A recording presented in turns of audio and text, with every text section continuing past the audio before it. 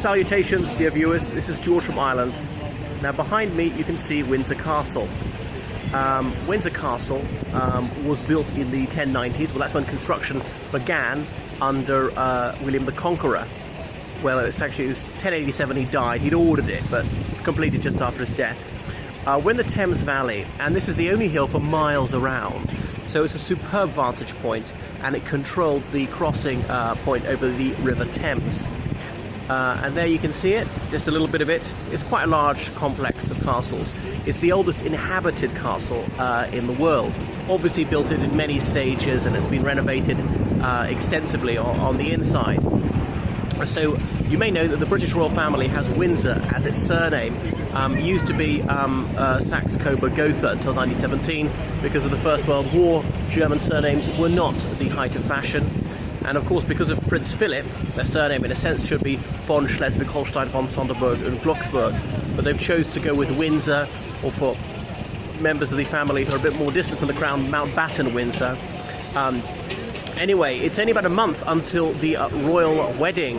Miss Meghan Markle will marry Prince Harry, and she will be the first divorcee to marry someone who's not renounced his right to the throne. Edward VIII, I hear you say. Well, he had abdicated the crown for himself and any children he might have when he assumed the title Duke of Windsor and married Mrs. Wallis Simpson. Anyway, it's open to the public, has been open since about 1952. Prior to that, it was only for the royal family. So there's quite a heavy police presence. You'll see them behind me, and some of them are armed, which is unusual in the United Kingdom because the royal family comes here at Easter, and Easter's just over. It's one of the reasons there are lots of tourists around. So I wouldn't say it's quite wedding fever yet.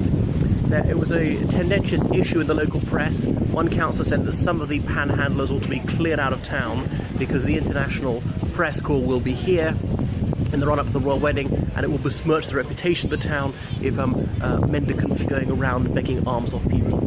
Anyway, that is Windsor Castle, well worth visiting. During the Second World War, the royal family would be in Buckingham Palace in the daytime, drive back here in the evening. So Her Majesty the Queen, she was, let me see how old, she was 13 at the outbreak of 19 by the end. She spent much of her teenage years here, and indeed you can see the doll's house she used to play with when she was little, not when she was a teenager. She had lessons with one of the beaks from Eton. I'm just trying to remember his name. He left that famous library. He used to go to Windsor Castle to teach it one-on-one because Prince Charles and so on, they're the first generation of the royal family to go to school. Previously all had private tutors. Yeah. So that's in a small town, very much associated with the royal family. There's a hilarious book called Crap Towns, which skewers many British towns. It says about Windsor that women d'une certain âge in Windsor start to believe that they are the Queen for a while. Anyway, that's enough about Windsor Castle.